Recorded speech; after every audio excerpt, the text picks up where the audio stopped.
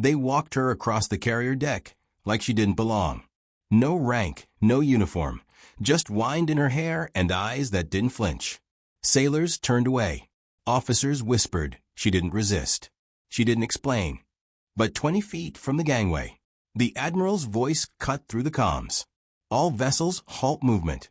Maintain current heading until further notice. Because someone finally saw who she was, and the ocean stopped for her. If respect still outranks assumptions, type fleet stopped for her below. The USS Argonne was in final staging off the Pacific, prepping for multilateral fleet exercises with allied navies. Dozens of vessels moved in coordination-tight formation drills across a mirrored sea. Among them, one woman stood out because no one could say exactly who she was. She had boarded 3 days prior under civilian clearance. No official assignment, no uniform, carried only a slim case, and wore a weatherproof shell jacket with no patches. She stayed quiet, observed from the upper hangar deck, took notes in a worn leather journal. The morning sun reflected off the steel deck as she positioned herself near the observation rail. Her movements were deliberate, practiced. She held the ship's rhythm like someone who'd spent years reading the subtle shifts of a vessel at sea. Crew members passed without acknowledgement. She was just another face among the civilians occasionally granted access for training observations or contractor briefings. But there was something different about her presence. The way she watched the flight operations. The way her eyes tracked the coordination between deck crews. The way she seemed to anticipate the ship's movements before they happened. By the second day, rumors had spread. Is she intel auditor? Retired officer's daughter. The questions multiplied with each shift change. No one had concrete answers, but everyone had theories. Master Chief Petty Officer Rodriguez noticed her first. 26 years in the Navy had taught him to spot former military from across a deck. The way she stood, the way she moved through crowds without bumping anyone, the way she positioned herself to maintain visual contact with multiple exit points. That woman's got sea legs, he mentioned to his supervisor. Real ones. But without uniform or rank insignia, she remained an enigma. On the third morning, orders came down. She was to be escorted off the vessel immediately. No reason given. No incident filed. The order originated from somewhere above the ship's immediate chain of command. Someone had made a decision that her presence was no longer appropriate. 2 junior officers approached her outside the CIC, quiet, respectful, but firm. "Ma'am, we're walking you to departure prep."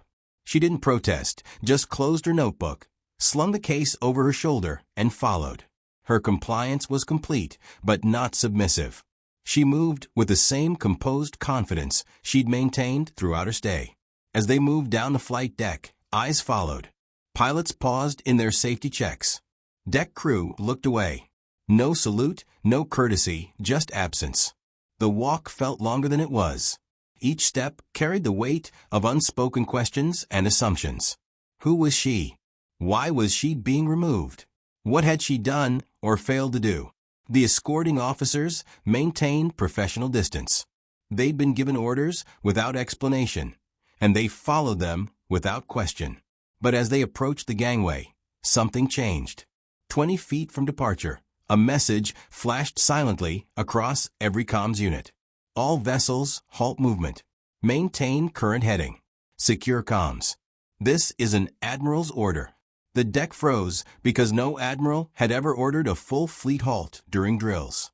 And no one, not even the escorting officers, understood why.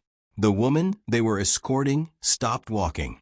Not because she was told to, but because she understood something the others didn't. She turned slightly, looking back toward the command structure of the ship. Her expression hadn't changed, but something in her posture suggested she was waiting. Waiting for someone to remember. Waiting for someone to recognize what everyone else had missed. Because sometimes the most important people walk among us unnoticed until the moment when their absence would cost more than their presence ever could. Some names don't need introduction. They just need to be remembered. If that resonates with you, type history walks quiet below. Below deck, Admiral Reyes had just left a classified call with Naval Command. His aide was mid-sentence when Reyes pulled up an old personnel file, not digital, not scanned, paper, red-stamped, sealed with a code no one used anymore. The file had been buried in his personal safe for over a decade. He'd never expected to open it again. Never thought he'd need to. But 20 minutes ago, during a routine communication with Fleet Command, a name had surfaced. A name that triggered protocols most officers didn't even know existed. Inside the file, a service record. Name Commander Analyze Re. Status dismissed. Classified. Mission code C Obsidian. Final entry. 1 survivor. No body recovered. Redacted under level 6 clearance. Reyes stared at the photograph clipped to the inside cover. Younger face, but the same steady eyes. The same composed expression he'd noticed during the brief moments he'd observed the civilian on deck. He hadn't heard that name in 12 years, because no one was allowed to speak it. C Obsidian had been a black operation, deep cover maritime intelligence. 3 naval officers embedded in a hostile region tasked with gathering intelligence on enemy submarine movements. The mission had gone silent after 4 months. No communication, no distress signals, no trace of the team or their equipment. Search and rescue operations had been conducted for 6 weeks. Satellite surveillance detected no signs of life. The operational area was eventually declared compromised and abandoned. All 3 officers were listed as missing in action, presumed dead, but one body was never recovered, and now she was standing on his deck. Reyes cross-referenced the dates. The timing aligned him. The civilian who'd boarded 3 days ago had requested access during the exact window when C Obsidian personnel would have been rotating back to active duty if they'd survived. But he had just seen it barely visible stitched inside the collar of the jacket she wore on deck. A small fabric patch, naval insignia, commander's rank, the kind of identification that couldn't be faked because it required access to materials and techniques known only to official Navy suppliers. She wasn't a civilian. She wasn't an auditor. She was the officer who had once navigated a fleet through a blackout zone and brought 3 ships home blind. The same officer whose mission was buried. The same one they thought never came back. Reyes stood, walked to the CIC screen. The red dot indicating escort movement still tracked toward the gangway. His hands moved across the communication panel with practiced efficiency. Fleet-wide halt orders weren't issued lightly. They required justification that he'd have to provide within hours. But something mattered more than paperwork. "Have them stop," he said. Now the comms chief froze. "Sir, there are almost she's not leaving the ship, like a stranger." The order went out across encrypted channels. Every vessel in the formation received the same message simultaneously. Full stop. Maintain position. Await further instructions. Moments later on deck, the junior officer's earpiece crackled. He looked at her pale. The woman he'd been escorting as an unwelcome civilian was now the subject of fleet-wide orders from an admiral. "Ma'am, the Admiral has requested your return to command center." Personally, for the first time, she blinked, looked at the halted sea of ships around them. Dozens of vessels, thousands of personnel. An entire naval exercise stopped for her. Then she nodded, turned around, and walked back toward the heart of the ship, where someone finally remembered who she was. When Analyze entered the command center, no one stood. They didn't know if they were supposed to. The CIC was the nerve center of the ship. Banks of monitors displayed real-time data from across the fleet. Communication stations buzzed with the updates from Allied vessels. Officers moved with the precise coordination of a team that had trained together for months. But as she stepped through the entrance, the rhythm faltered. Every person in the room turned, not with curiosity, with recognition that something significant was happening, even if they didn't understand what. Admiral Rehe stepped forward. No rank displayed, no protocol activated, just recognition. "Commander Ree," he said, voice steady. "You're not a guest on this ship. You're part of its story." The words carried across the command center like a stone dropped into still water. Ripples of understanding spread through the room as personnel processed what they just heard. Commander, not civilian, not contractor, commander. She nodded once, didn't ask how he knew. The crew stood slowly one by one until everyone in CIC was at attention. It wasn't ordered. It wasn't protocol. It was instinct. The kind of respect that emerges when people recognize they're in the presence of someone who's earned it through means they may never fully understand. Reyes waved them down gently. 12 years ago, he said, we lost a team that brought back more than we understood. You were marked classified asset. That was a mistake. It was intentional, she said quietly. They wanted it forgotten. Her voice carried the weight of operations that couldn't be discussed. Missions that existed only in redacted files in the memories of those who'd lived them. It won't be, he replied. The conversation continued in lower tones. Brief exchanges that revealed years of classified history, references to operations that most of the CIC crew had never heard of. Later that afternoon, she was given access to the strategy deck not as a visitor, but as a briefing lead. The transformation was remarkable. The woman who'd been escorted off the ship as an unwelcome civilian was now addressing senior officers from 3 Allied navies. For 2 hours, she walked through map overlays, proposed counter-drill patterns, identified vulnerabilities no one else had spotted. Her analysis was comprehensive. She understood not just the tactical elements of the exercise, but the strategic implications of each formation change. She predicted how enemy submarines would attempt to exploit weaknesses in their current positioning. Every commander present took notes. No one interrupted. Her expertise wasn't theoretical. It was based on experience gained in operations that officially never happened. Knowledge earned through survival when others hadn't been as fortunate. The northern approach route assumes clear weather, she explained, pointing to a section of the tactical display. But thermal layers shift unpredictably in this region.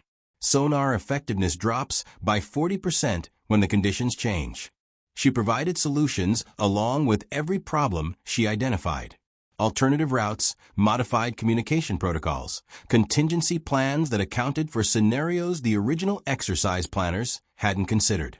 After the meeting, Reyes pulled her aside. You don't have to stay, he said, but you'll always have a place here. The offer was genuine. A return to active duty, recognition of her skills and experience, the chance to serve openly instead of in the shadows. I never left, she said. The response revealed everything.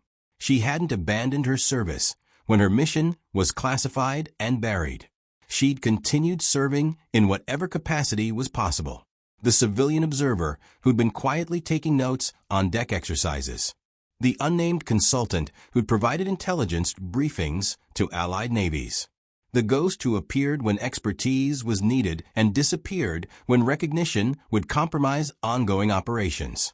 She'd been serving all along, just not in uniform. And now, finally, the Navy was ready to acknowledge what she'd never stopped being. The fleet held formation for 7 hours, longer than any non-emergency pause in recorded exercise history. Across dozens of vessels, personnel waited for orders that would explain the unprecedented halt. Communication channels buzzed with speculation, but no official explanation was provided. On the observation deck, officers from 3 Allied navies stood shoulder to shoulder, watching her lead an impromptu systems test. The woman they'd seen escorted toward departure was now coordinating complex maneuvers between multiple ships. Her voice carried across encrypted channels directing adjustments to formation spacing and communication protocols. One whispered, "Who is she?" The American commander replied, "The one who walked off the ocean and never explained how." The response generated more questions than it answered, but the tone conveyed everything necessary. Respect, recognition, the understanding that some stories were too important to tell and too significant to ignore. At 1900 hours, the fleet resumed. Movement. No announcement, no explanation, but the tone across the decks had shifted. Personnel who'd witnessed the events of the day carried the story with them. Not the classified details. Those would remain buried in official files, but the human elements, the recognition, the moment when the Navy remembered one of its own. In the carrier's memorial corridor, an empty display case was updated in a silver compass, weathered and cracked with coordinates etched on the back. The compass had been recovered from the operational area of Sea Obsidian 6 months after the mission went silent. No explanation had ever been provided for how it survived when everything else was lost. A plaque beneath it read, "For the commander who came back when no one knew they still could." The memorial wasn't official. It wasn't authorized through proper channels. But it appeared overnight installed by personnel who understood that some contributions deserved recognition. Even if that recognition had to remain unofficial, Annalise never returned for a medal. She didn't take a photo. She didn't request copies of the memorial inscription. But her name now appears silently, without rank, on the quarterly report that tracks long-term strategic doctrine updates. The intelligence briefing she'd during her time on the Argonne had been incorporated into standard operating procedures. Her recommendations had become policy. Her insights had been distributed across the fleet, not attributed to her personally, but carrying her influence throughout the Navy's operational framework. And every time a new officer boards the Argonne, they're handed a slim briefing manual.